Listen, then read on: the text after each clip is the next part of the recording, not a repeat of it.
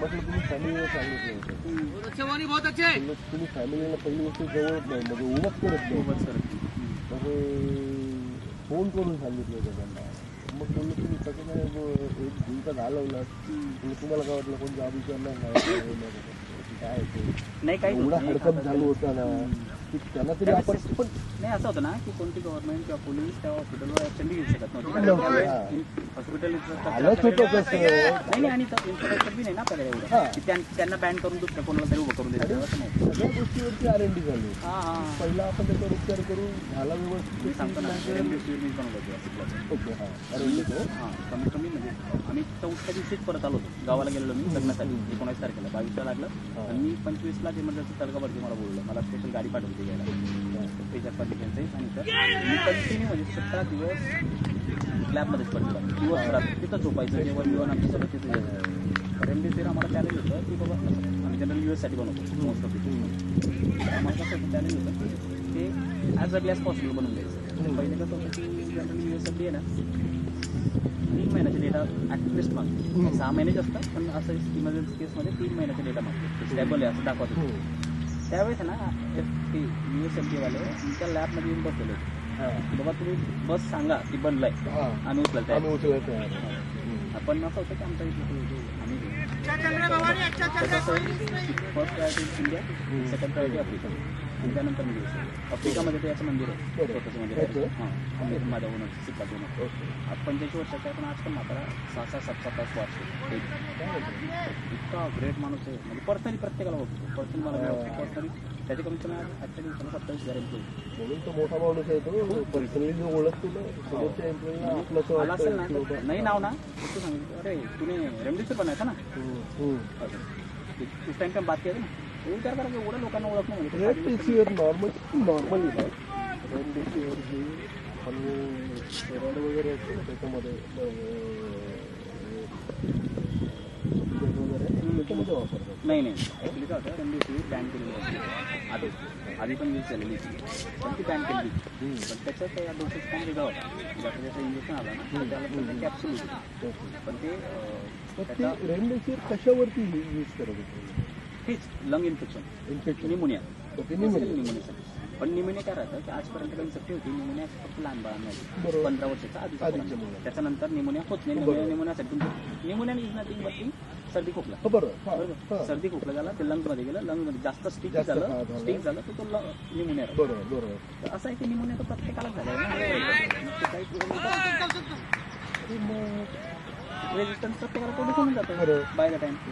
मग ते असं झालं की फक्त जे आलं ना ते ॲक्च्युली म्हणजे आता स्पेक्युलेशनचं तर खरंच आहे काय माहिती, पण चायनाचं असं म्हणतात की मॉडिफाईड ते लोक व्हायरस ते त्यांनी ऑप्टिमाइज केले होते. त्याचं म्हणजे नॅचरल निमोनिया नव्हतं, नाही होतं लॅबमध्ये बनवलं आणि तो त्यांच्याने चुकून स्प्रेड झाला. मग त्यांना असं होतं की काहीतरी बायो वेपन्स सारखं यूज करायचं तर चुकून पहिला तर त्यांचा देश पहिलं निपटलं, त्यानंतर परत निपटलं. तर कॉन्स्पिरसी पण होती की बाबा त्यावेळेस पूर्ण वर्ल्डचे आर्मीचे एक ट्रेनिंग होती, त्याच्यामध्ये US संपवायचं म्हणजे की त्यांच्या रोग पसरून द्यायचे त्यांच्या. तर ते स्पेसिफिकली त्यांच्या लोकांसाठीच ते केलं, पण ते फैललं ते. आणि त्यानंतर त्यांना जे वाटलं होतं की आमच्या आपल्याकडे कंट्रोल आहे, त्यांच्याकडे कंट्रोल नव्हतं. जेव्हा ते लोकांना जेव्हा लोक इन्फेक्ट झाले ना, जे आता ड्रिंक करणारे हे करणारे ते करणारे लोक त्यांची रेजिस्टन्स पॉवर ऑलरेडी जास्त असते. तर तेव्हा ते इन्फेक्शन पर्टिक्युलर ऑर्गॅनिझम होतं त्याने जेव्हा स्प्रेड करायला चालू केलं तर ते जे ड्रिंक करणारे लोक आहे त्यांची रेजिस्टन्स पॉवर जास्त असल्यामुळे त्यांची ताकद नॅचरली वाढून लागली, खूप वाढून गेली, खूप वाढून स्ट्रॉंग झाली. त्यांची अँटीबायोटिक कशी झाली बनवून होती ती त्याच्यावर वर्कच नाही. इव्हन आजकाल परवाची गोष्ट आहे जे पोट्रियाचं एक झालं होतं ना वॅक्सिन, पोट्रियाने मॉडर्नाचं एक वॅक्सिन होतं. मॉडर्नाच्या वॅक्सिनचं क्लिनिकल ट्रायलच झालं आता डायरेक्ट त्यापेक्षा आपलं इथलं भारत बायोटेकची सगळ्यात बेस्ट दोन्ही. त्यावेळेस असं होतं की एवढा विरोध केला की बाबा इंडियन. पण आज पण असं आहे की आज सुद्धा वरती म्हणजे मी बोलू ना मी 3 घेतले. कुठचं पहिलं जेव्हा आलं ना 2 होते ना. हो एक कुठचं होतं कोविशिल्ड होती आणि कोवॅक्सिन होती. कोविशिल्ड आणि कोवॅक्सिन आपली सिरमची होती आणि ती कोविशिल्ड आपली भारतला आहे. तर तिन्ही घेतलं. मला तसं काही जाणवलं नाही की नाही त्याने नाही काही काही side लेवल effect होतं खूप किंवा लेवल होतं आणि त्यावेळेस ना भरपूर लोकांनी म्हणजे खूप आज पण ट्राय करतात की त्याला असं निगेटिव्ह त्याची प्रचार होईल त्याच्यामुळे मेल म्हणता हे काढायचं पण आजपर्यंत कोणी काढू शकतो. आम्हाला काय केलेलं कंपल्शन केलं. हां. मला वाटतं आम्हाला घ्यायचं नव्हतं पण कसं असतं ना की त्यामुळे दुसऱ्याला जर इथे घ्यायला आणि जर उगाच तो आपण स्ट्रॉंग आहे ते नाही स्ट्रॉंग ऍक्च्युली त्याच्यामुळे ते घ्यायला लागलं. पण आम्ही पण विचार केला म्हटलं चांगलं म्हणजे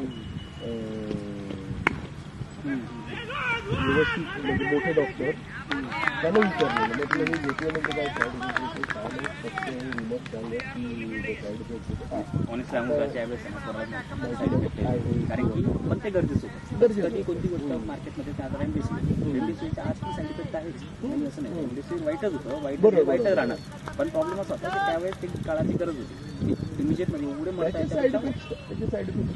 साईड इफेक्ट आता म्युकरमायकोसिस वगैरेचं जे प्रमाण वाढते ना आजकाल ब्लॅक फंगस म्हणतात. हां ब्लॅक फंगस त्याचं प्रमाण त्यासाठी कारणीभूत होते परत मग स्पायनल फ्लूइड बनतं त्याला ते रेजिस्टर करतं त्याला बनवायला भरपूर लोक आता ते अपंग होत आहे त्याला मणक्यात प्रॉब्लेम होतो हां त्याला जाऊन होतो परत आता माझ्या पप्पांना त्यांना 6 रेमडेसिवीर मिक्सिट लावून चल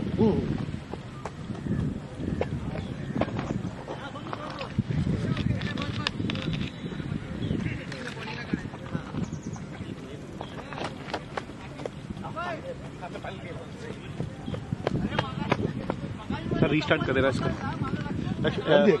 5 मिनिट पहिले किती वेळ चालतंय 25 मिनिट परत रिस्टार्ट करायला लागतं परत ते बटन दाबायचं रेकॉर्ड होतं फक्त लाईव्ह नाही करता त्याला काहीतरी असणार सबस्क्रिप्शन घ्यायला लागतं ना. माझ्याकडे होतं ना मला सांगायचं ना. अरे मग कधी सांगशील आपण चालू व्हायच्या अगोदर हे केलं डायरेक्ट युट्यूबला केलं असतं. अरे यार फेमस झालं असतं ह्यो फेमस झाला असता. मग कसं करायचं त्याच्या नंतर एका इनिंग नंतर करू नेक्स्ट इनिंग. हा चालेल ना. माहिती आहे ना तुला कसं करायचं ते. हा कनेक्ट कसं करायचं याला. तो डॉक्टर आहे तो कुठे गेला सौरभ त्याला माहिती आहे कसं कनेक्ट करायचं. एक आपण मॅच केलेली आहे.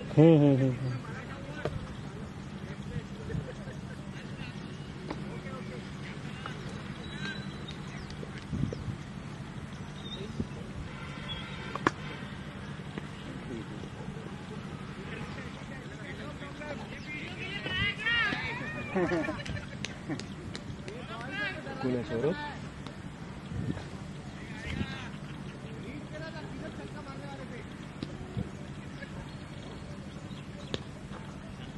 जेवढी को बॉल दिन भर उसको खत्म नहीं नाम नहीं ऐसा नहीं कि एक तक बॉल कोई चल जाता है हर बार नहीं बॉलिंग बॉल है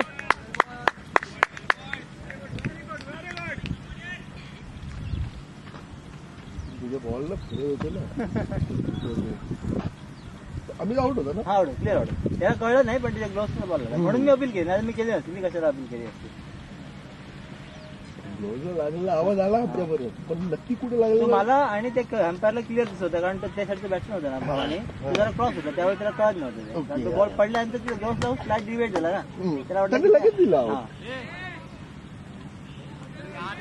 बोलून देत नाही तुमचा आवाज तिथे जातोय आमचं आम्ही काय बोलू शकतो आयरून आम्ही काय बोलू शकतो. आम्ही पिपाई पण वाजू शकतो. आता तू एक कॅच पकडली असतं तुला काय बोलू शकत नाही आम्ही. कळला सुरुवात करून दिली रे बस.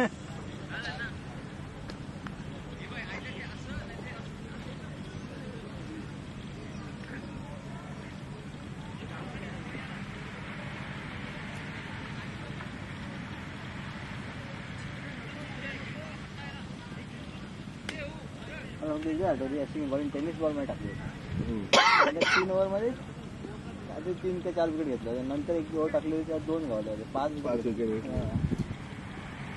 6 वर्ष नाही 15 वर्षी गेम रोज खेळायचं तिकडे पुन्हा असतं ना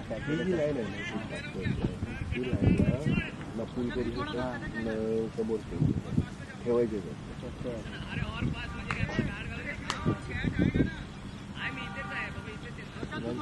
बेस्ट स्पॉट बघितला होता सौरभ जास्त आहे ना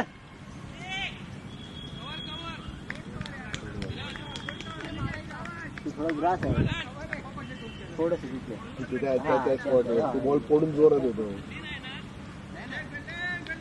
ए लडकी सांभाळ रे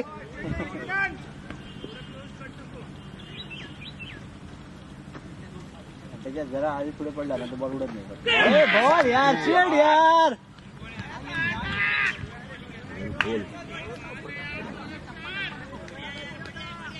कोई नहीं, आराम से कृष्णा दा, आराम से.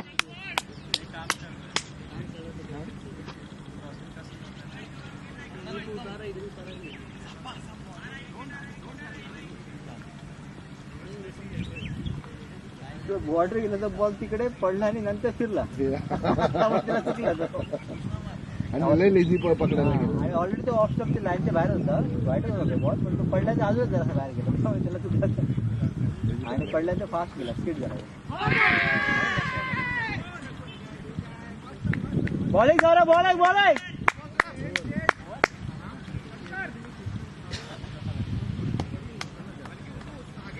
किती दोन 3 2 5 6 ओव्हर गेला कमीत कमी 2 झाले 19 एक फोर गेला वाईट गेला ना कधी ते 5 15 14 रन झाले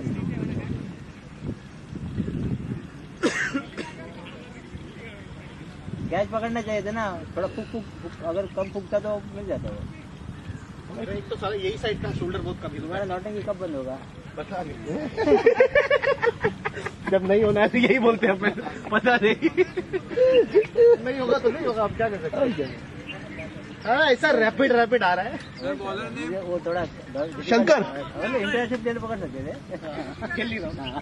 नहीं और क्या वो इतना फास्ट नया बॉल का आदत नहीं फटकर से और पहले पुराने बॉल का ही आदत नहीं है नया बॉल का घंटा ही पकड़े बॉल का आता आराम से.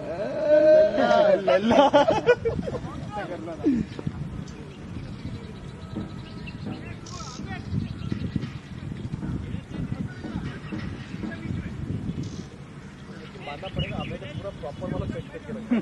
साला किधर से लीक ही नहीं करने दे रहा बॉल. बॉलर्स भी अच्छे